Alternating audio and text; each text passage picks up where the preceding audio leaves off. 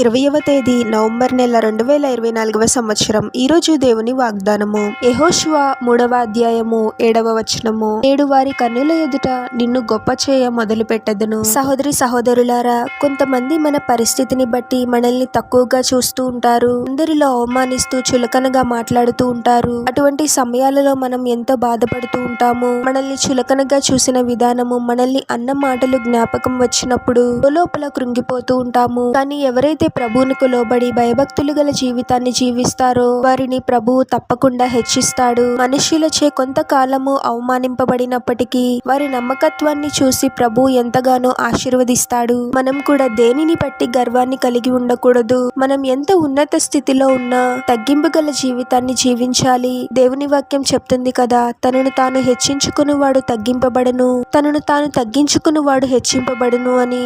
మనుషులు మన గురించి ఏమనుకుంటున్నారో, మనల్ని ఏమంటారో అని ఎప్పుడు ఆలోచించకూడదు. కానీ మనం ప్రభువునకు లోబడి ప్రభువునకు లెక్క అప్పచెప్పవలసిన వారమై ఉన్నామని గుర్తుంచుకొని తగ్గింపు గల జీవితాన్ని జీవించాలి. ఎప్పుడైతే ప్రభు పట్ల లోబడి తగ్గింపు గల జీవితాన్ని జీవిస్తామో మనల్ని చులకనగా చూసిన కళ్ళే ఆశ్చర్యపోయేంత విధంగా, మనల్ని నిందించిన నోరే మన గురించి గొప్పగా మాట్లాడేంత విధంగా ప్రభు మనల్ని ఆశీర్వదిస్తాడు. వారి కన్నుల ఎదుట మనల్ని గొప్పగా చేస్తాడు. ప్రార్థన.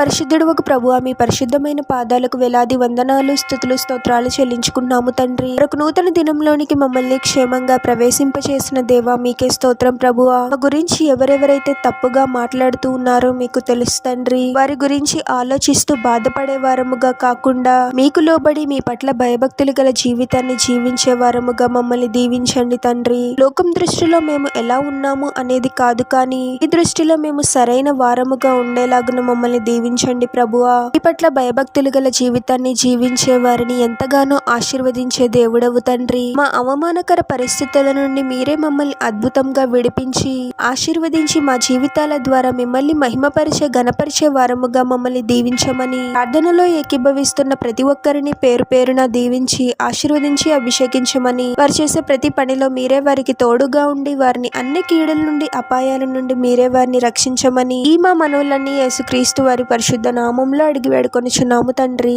ఆమేన్.